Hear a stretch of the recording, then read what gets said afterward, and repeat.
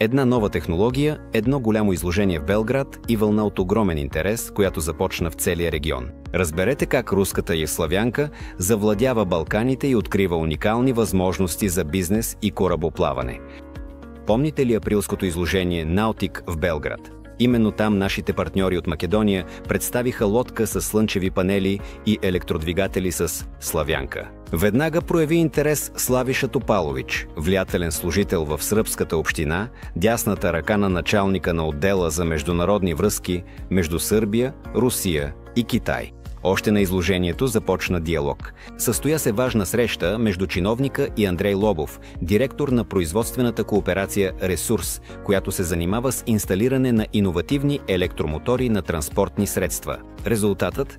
Очерта се един конкретен проект – създаване на иновативно слънчево такси за реките Сава и Дунав. Обсъждат се редовни курсове между големите градове Белград и Нови Сад. Планът вече е готов, определено е мястото за базиране в марината, получено е съгласието на директора. Освен това ще бъде създаден шоурум на вода за привличане на инвеститори. А в Нови Сад разгледахме катамарани местно производство. В момента там са произведени 15 експериментални катамарана. На един от тях са монтирани слънчеви панели и 2 китайски електромотора по 6 кВт всеки. На такъв катамаран се планира да бъде инсталиран комплект двигатели на Сакона Славянка, който е много по-икономичен и надежден. Работата върви, проектът очаква одобрение в Министерството, а господин Славиш е уверен в успеха. На изложението в Белград нашата технология беше забелязана и от бизнесмени от други страни. Андрея Лобова беше поканена в Тиват от собствениците на най-голямата корабостроителница за ремонт и обслужване на яхти по крайбрежието на Черна гора, Хърватия и Албания. В близост се намира Марина Порта Монтенегро, където акостират яхти от елитно ниво. Запитването е ясно. Те се нуждаят от съвременни електромотори за модернизация на яхти с дължина 45 фута, защото днес клиентите искат да управляват лодката си чрез смартфон. Екипът от Тиват вече е подготвил лодка за прототип и е започнал процеса на съгласуване за сертифициране. Мощността на такива мотори е от 20 до 50 килокреста, средно 36 кВт.